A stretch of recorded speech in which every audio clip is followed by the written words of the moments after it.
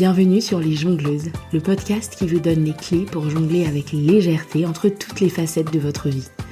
Je suis Ruth Manou, coach de vie et future psychologue. Je suis aussi 2 fois maman, passionnée de musique et de pop culture. Et chaque semaine, je m'inspire de tout ça pour vous aider à retrouver votre voix intérieure, loin des injonctions et des chemins balisés. Pourquoi ? Pour que vous puissiez jongler avec fluidité entre toutes les facettes de votre vie. Je vous donne rendez-vous tous les vendredis pour un nouvel épisode. Abonnez-vous à la newsletter ou sur votre plateforme d'écoute préférée pour être notifié des nouvelles sorties. Et je compte sur vous pour partager largement autour de vous et pour laisser une pluie d'étoiles et de commentaires partout où c'est possible. Bonne écoute!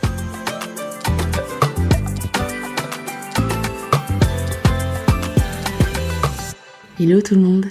J'espère que vous allez bien en ces périodes de fin d'année et de fêtes qui approchent. En parlant de fêtes justement, l'autre jour je regardais mes enfants préparer leur lettre au Père Noël et je me suis demandé à quel moment de notre croissance on perdait cette faculté à désirer. Je me suis demandé à quel moment de notre vie on arrêtait de se poser comme ça et de penser de façon très délibérée à ce qu'on désirait pour nous-mêmes et le poser sur le papier. C'est une capacité qui est très présente chez les enfants. Ils sont très connectés à leurs désirs. Et si vous êtes parents aussi, vous savez exactement de quoi je parle. Les enfants ne se mettent pas de barrières et ils sont capables de demander tout et n'importe quoi, n'importe quand, sans tenir compte du prix, de la faisabilité, du moment de la journée, de l'année, de quoi que ce soit en fait. Par exemple, il y a quelques temps, on se baladait dans Dublin et mon fils de 6 ans s'est arrêté devant un magasin de luxe qui était tellement cher que les prix des montres n'étaient pas affichés et il nous montrait tranquillement les montres qu'il voulait qu'on lui achète parce qu'en ce moment il rêve d'une montre. Et pour lui, ça voulait rien dire quand on lui disait « mais tu sais mon chéri, ce sont des montres pour adultes, c'est très cher ». Lui, ça l'intéressait pas. Tout ce qu'il voulait, c'était sa montre. Il était très connecté à ce désir-là d'avoir une montre. Alors je ne sais pas bien de quoi vient cette capacité aussi forte chez les enfants. Est-ce que c'est parce qu'ils sont très au contact de leur imagination ? Est-ce que c'est parce qu'ils n'ont pas encore conscience des limites, des réalités matérielles ? Je ne sais pas. Mais en tout cas, j'ai l'impression que chez nous, chez les adultes, en grandissant, donc en devenant adulte, en entrant dans la vie active, en devenant parent quand c'est le cas, ça devient très facile de se laisser emporter par le flot du quotidien et de complètement perdre contact avec cette capacité à désirer, à souhaiter des choses de façon très délibérée. En tant qu'adulte, il me semble qu'on prend rarement le temps de penser à ce qu'on souhaite vraiment dans la vie à moyen ou à long terme. On va plutôt penser en termes de to-do, de choses à faire au quotidien, au jour le jour. Et quand on s'essaie à avoir une vision un peu plus long terme pour nous-mêmes, pas pour la vie professionnelle ou pour nos entreprises ou quoi que ce soit, pour nous-mêmes vraiment, quand on s'essaye à faire ça, c'est parfois sous la forme de bonnes résolutions qui se font vite oublier au bout de quelques semaines. Eh bien, dans l'épisode d'aujourd'hui, j'ai envie de vous inviter à vous reconnecter à cette capacité à désirer et à l'utiliser pour créer votre vision pour votre propre vie. Et comme toujours, avant de parler du comment, parlons du pourquoi. Pourquoi c'est important de se créer une vision pour sa propre vie ? La première raison, c'est que c'est une façon de reprendre son pouvoir et de se débarrasser de cette impression de ne pas vraiment être au contrôle de sa propre vie ou de subir les événements qui se produisent pour nous. Ça permet de créer petit à petit la vie qu'on veut vraiment pour soi-même. Quand vous avancez dans la vie avec une vision très claire pour vous-même, c'est comme si vous alliez faire votre marché avec une idée très précise des plats que vous avez envie de cuisiner et des ingrédients qu'il vous faut. Vous savez quels commerçants vous allez aller voir, vous savez lesquels vous allez éviter. Sur le chemin, si vous vous faites alpaguer et qu'on vous propose des choses qui n'étaient pas sur votre itinéraire, il vous suffira de jeter un coup d'œil à votre liste pour décider facilement si ce qu'on vous propose est justement l'ingrédient parfait auquel vous n'aviez pas pensé ou si c'est de la pacotille et que vous n'allez même pas répondre. Et qu'est-ce qui se passe sans la liste ? Les choses peuvent très bien se passer et il n'y a aucune forme d'obligation dans ce que je propose. Mais il y a un petit risque que vous perdiez du temps dans le marché, à essayer de décider sur le moment et à hésiter devant tous les étals.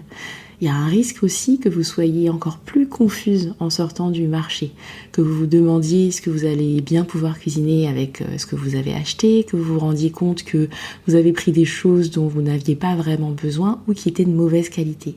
Il y a des chances aussi que vous vous blâmiez de ne pas avoir réussi à dire non à cette commerçante tellement sympa ou que vous la blâmiez elle pour vous avoir refourgué des produits de mauvaise qualité, inutiles, voire dangereux.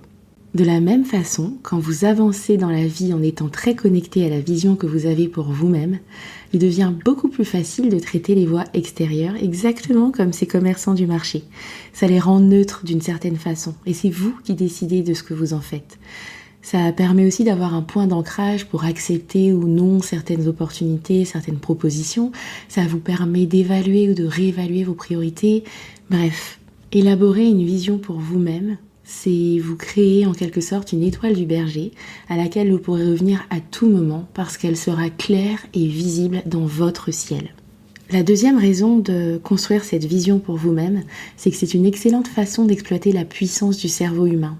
Une fois que cette vision sera élaborée, votre cerveau va se mettre en mission pour alimenter cette liste, cette vision. Un peu comme mon fils avec sa montre. De façon très inconsciente, vous allez être en alerte et à l'affût de tout ce qui peut nourrir votre vision ou vous rapprocher de vos objectifs. C'est un peu en fait comme si vous donniez une mission très précise à votre cerveau qui va tourner comme un processeur en arrière-plan pour vous rapprocher de vos objectifs pendant que vous vaquez à vos occupations. C'est plutôt pas mal, non ? Et si on passait maintenant au comment ? Comment on s'y prend pour construire cette vision pour soi-même ? Alors donc vous voilà lancé pour une session d'écriture expressive, de journaling autour de cette thématique.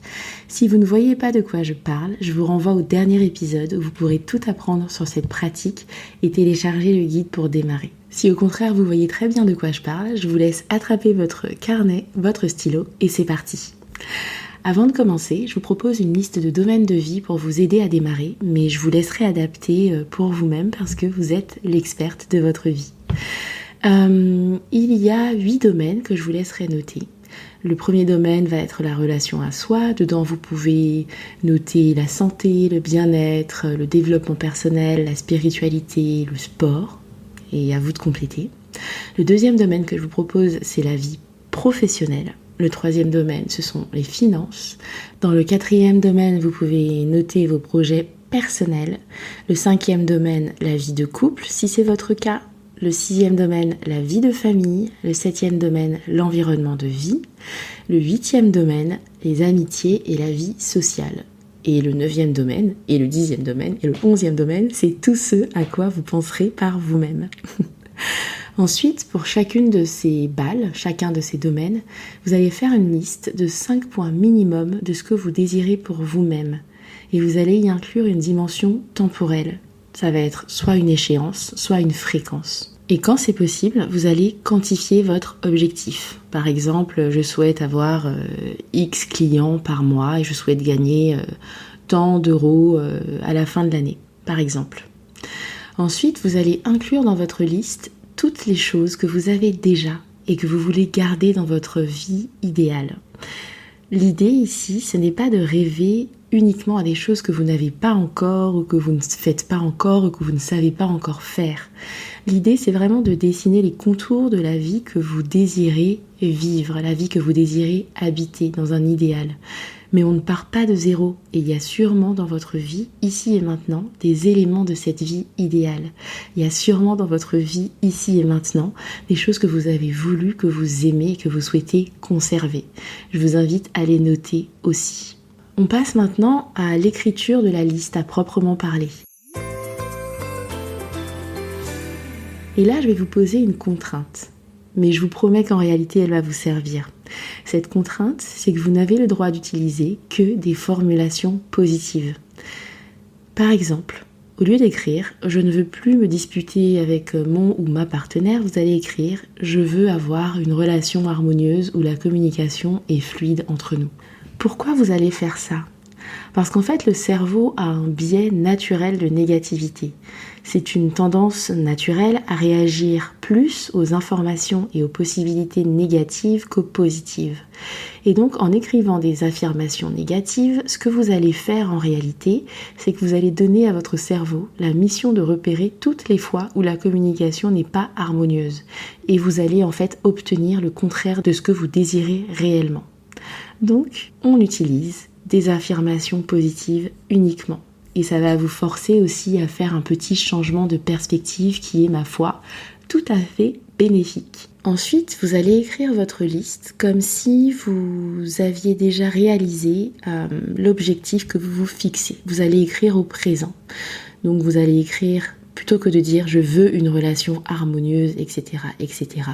Vous allez écrire « je vis une relation harmonieuse », etc., etc. Et si vous le pouvez, en faisant cet exercice, je vous invite à visualiser ce que vous écrivez et à ressentir émotionnellement ce que vous pensez que vous ressentirez quand vous aurez réalisé votre objectif. Et en fait, en faisant ça, vous allez connecter c'est comme si vous connectiez votre cœur à votre tête. Et pour certains buts, votre cœur va reconnaître avant votre tête que vous avez atteint votre objectif.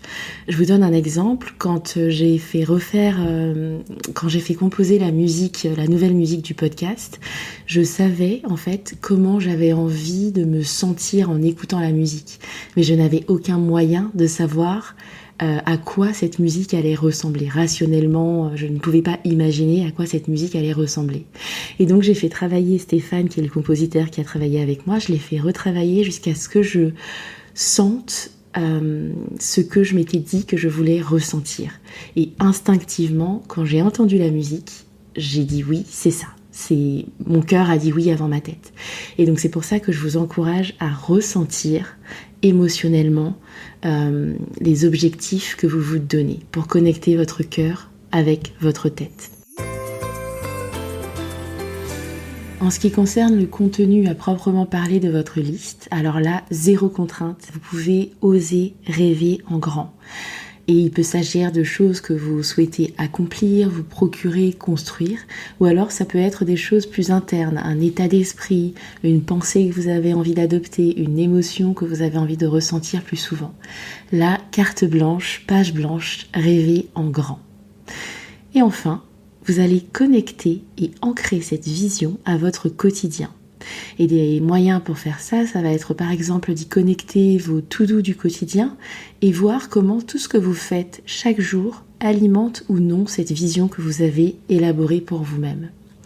Et ensuite, vous allez y revenir régulièrement. Vous allez faire des revues de cette vision pour voir où vous en êtes. Alors là, ça dépend de vous. Vous pouvez le faire toutes les semaines, tous les mois, tous les trimestres. À vous de voir, mais revenez-y. Parce que c'est ça qui rendra cet exercice utile pour vous. C'est le fait de rester connecté à cette vision et de la voir se manifester semaine après semaine, mois après mois. Je récapitule donc avant de vous laisser. Pour chacune de vos balles, vous allez faire une liste de 5 points minimum en y incluant une temporalité et en quantifiant quand c'est possible. Vous allez inclure des éléments de votre vie qui sont déjà là et qui font partie de cette vision idéale. Vous allez formuler des affirmations positives et au présent. Et vous allez ressentir l'émotion que vous vous attendez à ressentir quand votre objectif sera réalisé. Et surtout, vous allez rester connecté à votre vision. C'est votre étoile du berger. Voilà, on arrive à la fin de l'épisode. Je vous souhaite une belle session d'écriture sur ce thème. Et comme toujours, n'hésitez pas à revenir me dire ce que vous en avez pensé. Ou mieux encore, à aller le dire directement sur Apple Podcast pour aider le podcast à se faire connaître et à atteindre de nouvelles oreilles. Et si vous avez envie d'aller plus loin sur cette thématique dans le cadre d'un accompagnement en coaching, il vous suffit de cliquer sur le lien dans les notes de l'épisode pour réserver votre appel découverte. Je vous donne rendez-vous vendredi prochain pour le dernier épisode de l'année. Et d'ici là, prenez soin de vous.